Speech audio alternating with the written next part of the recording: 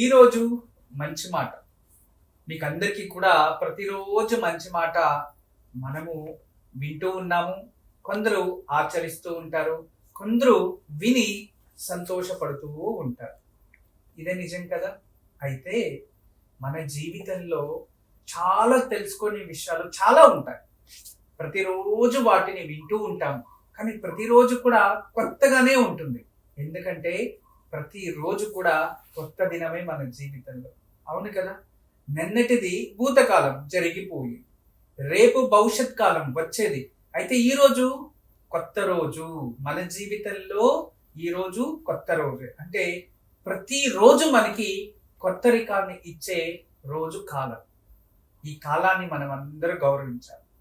కలిపురుషుడు ఈ ఒక కలియుగంలో ఎవరైతే ధర్మ మార్గాన్ని ఎన్నుకుంటారో, ఎవరైతే ధర్మ ప్రచారం చెయ్యాలి అనుకుంటారో, ఎవరైతే నా జనాలు బాగుండాలి అనుకుంటారో, ఎవరైతే జనాలతో ప్రేమగా ఉంటారో వాళ్ళకి పరీక్షలు ఎక్కువ పెడతారు. కలిపురుషుడు అతని పైన లేనిపోనివి సృష్టిస్తూ ఉంటాడంట. అతనికి ప్రపంచమంతా బాగుండాలి, నా వాళ్ళంతా బాగుండాలి అని ఎవరైతే కోరుకుంటూ ఉంటారో వాళ్ళకి కలిపురుషుడి వల్ల సంకటాలు ఎదురవుతూనే ఉంటాయి. కానీ ఎంత ఎదురొచ్చినా వాళ్ళ ఇతరుల్లో వాటిని చెప్పుకోరు, కానీ వాళ్ళ మానసికంగా లోపలే బాధపడుతూనే ఉంటారు. కలిపురుషుడు అన్ని పరీక్షలు చేస్తూనే ఉంటాడు, అంత సంకటాన్ని ఇస్తూ ఉంటాడు. ఎప్పుడైతే కలిపురుషుణ్ణి మనం ఎదిరించాలి అంటే మనలో ఆత్మస్థైర్యం బాగుండాలి. మనం ఏదొచ్చినా నేను ఎదిరిస్తాను అనే మనోబలం మనలో ఉంటే ఏదైనా ఎదిరించవచ్చు. అంటే భయపడితే యుద్ధం చెయ్యలేము. ధైర్యం ఉంటే యుద్ధంలో జయించామా లేదో యుద్ధం వెళ్ళిపోయిందా అని కాదు, యుద్ధాన్ని ఆచరించాము. ఆచరించే ఒక సంతోషమైన ప్రాప్తిస్తుంది. యుద్ధంలో నేను భాగవహించాను అనే ఒక తృప్తి అన్న మిగులుతుంది. కానీ భయపడితే మాత్రం ఇక జీవితంలో ఏ అడుగు ముందుకెళ్ళదు. ఒకటి గుర్తుపెట్టుకోండి, ఈరోజు మంచి మాటలో ప్రయాణం ప్రారంభించేది మీరే, ప్రయాణాన్ని ఎండ్ చేసేది మీరే. అంటే ముందడుగు వేయాల్సి ఉండేది మీరే, ముందడుగుని ఆపడం చేయాల్సి ఉండేది మీరే. అవును కదా. ఎక్కడైనా వెళ్ళాలంటే ముందు మీరు ప్రయత్నించాలి. ముందడుగు మీరు పెడితేనే కదా మీ డెస్టినీ చేరుకుంటారు. తర్వాత ఆగిపోవాలంటే మీరు అక్కడ ఆగిపోతేనే ఆ డెస్టినీ ఆగిపోతుంది, అక్కడికి ఆ పని ఆగిపోతుంది. లేదో మీరు ఎప్పుడు వరకు ఆగకుండా ముందర ప్రయాణం చేస్తూ ఉంటారో ఎటో ఒకవైపు వెళ్తూనే ఉంటుంది. అది నడకైనా మనసైనా. అందుకే ప్రయాణం మొదలు పెట్టేది మీరే, ప్రయాణాన్ని ఆఖరి చేసేది కూడా మీరే. అదే విధానంగా కర్మని చేసేది మీరే, కర్మని ఫుల్ స్టాప్ పెట్టేది మీరే. అదే విధానంగా కష్టాల్ని తెచ్చుకోవడము మీరే, ఆ కష్టాల్ని జయించేది మీరే. అన్నిటికీ కారణం మీరే బాధ్యత అయి ఉంటారు. అందుకే నిర్ణయాలు తీసుకోవడానికి ముందు ఆలోచించి నిర్ణయం తీసుకుంటే చాలా మంచిది. మీరందరూ చాలా వరకు ఆలోచిస్తూ ఉంటారు, నాకు ఈ కష్టాలు నాకెందుకు అని. దేవుడికి కూడా కష్టాలు వచ్చాయి, కానీ ఎప్పుడు కూడా మనము ఈ మహావిష్ణు దశావతారాలు, శివునికి సంబంధించిన ఎన్నో అవతారాలు, ఇలా ఎన్నో విధాలుగా మనము ఆ పురాణాలు చదువుతూ ఉండొచ్చు. మైథాలజీలో ఎన్నో విశేషమైన కథలు మనకి లభిస్తాయి, ఎన్నో విశేషమైన సంఘటనలు మనం చదువుతూ ఉంటాం. చదివినప్పుడు మనం ఏం తెలుసుకోవాలి అంటే మన జీవితంలో మనము ఎలా ఉండాలి, ఆ సమస్యని ఎలా ఎదిరించాలి అనే దాన్ని మనం నేర్చుకోవాలి. ఇందులో 2 రకాల అలవాట్లు ఉంటాయి. చూడండి, ఎప్పుడు కూడా ఆధ్యాత్మికానికి మరియు వేరే ఒక కార్యక్రమాలకి వ్యత్యాసం ఏంటంటే, ఆధ్యాత్మిక శక్తిని చూసేవారు, ఆధ్యాత్మికని ఇష్టపడేవారు, దైవిక శక్తిని ఇష్టపడేవారు, ప్రకృతిని ప్రేమించేవారు, ఎవరిలో అయితే ప్రేమ అనేది ఉంటుందో, ఎవరిలో అయితే దయ అనేది ఉంటుందో, ఎవరిలో అయితే ఎప్పుడు కూడా ఇతరులకి మంచిది చేయాలనే గుణం ఉంటుందో, అంటే క్షమా భావన ఉంటుందో, వాళ్ళు ఎప్పుడు కూడా ఇతరులతో అందరితో కలిసి నవ్వుతూ ప్రశాంతంగా ఉండాలి అనుకుంటారు. వాళ్ళు దైవీ గుణాలు ఉన్నాయి అని అర్థం. ఎప్పుడైతే దీని విరుద్ధంగా ఉంటారో, ప్రేమ ఉన్న చోటు ద్వేషం నింపుకుంటూ, ఇక దయా దాక్షిణ్యం అంటే అన్ని జీవరాశుల పైన ఎటువంటి ప్రేమ లేకుండా, దయ లేకుండా వాటిని హింస పెట్టే వాళ్ళు హింస. అంటే దయకు ఆపోజిట్ హింస, క్షమకు ఆపోజిట్ క్షమించలేకపోవడం. అంటే కటు స్వభావం వాళ్ళలో, క్షమాపణ అనేది ఉండదు, వాళ్ళు కటు అంతే. ఇలా ఆ కటు స్వభావము అంటాం. ఈ మూడు దైవశక్తికి తద్విరుద్ధం, ప్రకృతికి తద్విరుద్ధం. ఎవరిలో అయితే ఆ గుణాలు ఉంటాయో వాళ్ళకి ఎప్పుడు ఏమి కూడా అర్థం అవ్వదు. చూడండి, బాగా గమనించండి. మనం జీవితంలో ఏదైనా ఒక కథ, ఒక పురాణాలు లేదా మైథాలజీలో ఏదైనా ఒక స్టోరీ మనం విన్నప్పుడు దాన్ని మన జీవితంలో ఎలా పాటించాలి అని మనం ఆలోచిస్తూ ఉంటాం. అదే ఒక క్రైమ్ స్టోరీ చూడండి. ఆ క్రైమ్ స్టోరీని ఎవరు ఇష్టపడతారు అంటే దాన్ని ఇష్టపడేవారే, క్రూర స్వభావం ఉన్న వాళ్ళే అటువంటివి ఇష్టపడతారు. ఆ క్రైమ్ ని ఇష్టపడేవాడు ఆ క్రైమ్ లో ఏదైనా వాడు చెడు చేసో, లేదా ఇతరులకి మోసం చేసో, లేదా ఇతరులకి అన్యాయం చేసో, లేదా ఇతరులకి హింస పెట్టో అతను ఏదో ఒక చోట అతను చిక్కు వేసుకో ఉంటాడు.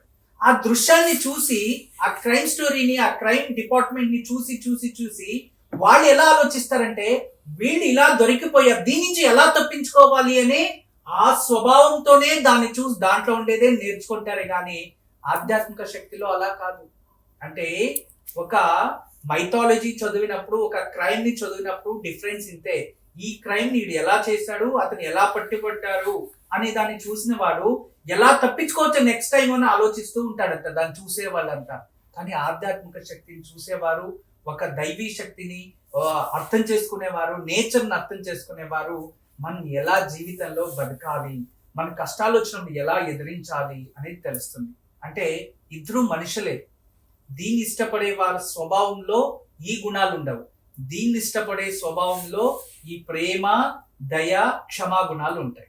చూసారా, మీరు ఏ దాన్ని ఇష్టపడుతున్నారు అనేది మీకు వదిలేస్తున్నారు, కానీ ఏ దాన్ని చూసి ఏం నేర్చుకుంటారు అనేది అతి ముఖ్యమైనది. ఒకటి మాత్రం గుర్తుపెట్టుకోండి, ప్రకృతిలో దైవశక్తి భగవంతుడు ఎన్నో అవతారాల రూపంగా మనకి ఎన్నో నిదర్శనాలు ఇచ్చాడు, మనకి అన్ని సాక్ష్యాధారాలు లభిస్తాయి. కానీ భగవంతుడు ఆ అవతారము అంత్యమైందే కానీ భగవంతుడు అదే తెలియచేస్తాడు. ఆ అవతారము అక్కడికి ఆగిపోయి ఉండొచ్చు, కానీ భగవంతుడు అంతం అవ్వలేదు, దైవశక్తి అంతం అవ్వలేదు, అది ఎప్పటికీ స్థిరంగా ఉంటుంది. దాన్ని మీరు ఎలా ఆకర్షించాలి, ఏ విధానంగా దైవత్వాన్ని పొందాలి అనేది మీపై వదిలేస్తుంది. మీలోనే గుర్తుంచుకోండి. జీవితంలో ఒకరిని నిందించడం మాత్రం మానేయండి. భగవంతుని కూడా నిందిస్తూ ఉన్నారు, అరే నాకు కష్టాలు, నాకు కష్టాలు కష్టాలు. నాకు తెలిసిన వాళ్ళు ఎవరో ఒకరు వచ్చాడు గారు, గురుగారు ఎంతో మందికి మీరు మంచి చేశారు, ఎంతో మీరు వేరే వాళ్ళకి సలహాలు ఇచ్చారు, ఎంతో మోటివేషన్ చేస్తూ ఉంటారు, ఎంతో మంది జీవితాలు మీరు మారుస్తూ ఉన్నారు కదా, మీరు నాకు జొతలో ఉన్నప్పుడు నాకెందుకు ఈ కష్టాలు అని ఒక ప్రశ్న వేశాడు. అవును కదా, ఆలోచించడం మంచిదే, చాలా మంచి మాట. భగవంతుడు శ్రీకృష్ణ పరమాత్ముడు ఆ ఒక ద్వాపర యుగంలో ఉద్భవించాడు. చిన్న బాల్యం నుంచినే అతను ఎన్నో లీలలు చూపిస్తూ ఎంతో రాక్షసులు 14 సంవత్సరాలు వచ్చే లోపు సగం రాక్షసత్వాన్ని, రాక్షసుల్ని హతమార్చేశాడు. ఐఎమ్ గాడ్ అన్నాడు, నేనే భగవంతుణ్ణి అని కూడా తెలియచేశాడు. అంత గొప్పవాడు, అంత గొప్పవాడు పాండవులకి తోడున్న యుద్ధం ఎందుకు జరిగింది? దట్ ఈస్ కర్మ. ఆలోచించండి, ఎంత పెద్ద గురువులు మన తోడున్నా భగవంతుడు ఎప్పుడు మన చేతిలో ఉన్నా కూడా మన కర్మని ఎదిరించడానికి ఆ భగవంతుడే శక్తినిస్తాడు. ఎందుకంటే కర్మకి కారణం నువ్వే అయినప్పుడు ఆ కర్మని అనుభవించడం కూడా నువ్వే. కానీ భగవంతుడు మనతో ఉంటే కష్టం లేకుండా ఆ కర్మని ఎదిరించి విజయాన్ని పొందుతావు. అలాగే గురువులు తోడున్నా మనకి కష్టాలు వస్తున్నాయంటే దానికి బాధ్యత నువ్వే. ఆ బాధ్యత, కర్మని ఆచరించడం నువ్వే. అందువలన దాన్ని నువ్వే ఎదిరించాలి. వాళ్ళ తోడు ఉండడం వల్ల అది కష్టం లేకుండా ఈజీగా దాని నుంచి బయటపడతారు అని తెలియచేసిన తర్వాత నేను ఇలా ఆలోచించలేదు గురువు గారు అని ఒక పదాన్ని వదిలేసి నమస్కారం చేసుకొని వెళ్ళిపోయారు. అంటే ఈ ఒక కథలో ఉన్న సారాంశం ఎలా అంటే, ఒకడు ప్రకృతి ప్రేమి, చెట్లు బాగా చూసుకుంటాడు, కానీ అతనికి గురువు వెనుక ముందు లేకపోవడం వల్ల ఏం చేసేవాడంటే నాకేమి అవసరం లేదు, ఇల్లు వద్దు, ఏమి వద్దు, నాకేమి వద్దు అని చెప్పి ఒక చెట్టుకి నీళ్ళు పోస్తూ ఉంటాడు. అది మంచి ఫలాలు ఇస్తాయి, తినుకొని ఉంటాడు, వృక్షానికి పోస్తూ ఉంటాడు. అరే ఇదే ఎండకి నాకు మంచిగా చూసుకుంటుంది, వర్షాలు వస్తే నాకు ఆగుకుంటుంది, ఇదే మంచి ఇల్లట్టుంది, పెద్ద వృక్షం కదా, దీని కింద ఉందామని రోజు దాన్ని పెంచడం, అక్కడ ఎక్కడైనా పొలాలు పడి ఉంటే దాన్ని అంతా తీసుకొచ్చి దాని మొదల్లో వేయడం, దానికి నీళ్లు పోయడం, భోజనం మనం ఎలానో అలా ప్రేమ దానికి అలా చేస్తూ ఉంటాడు.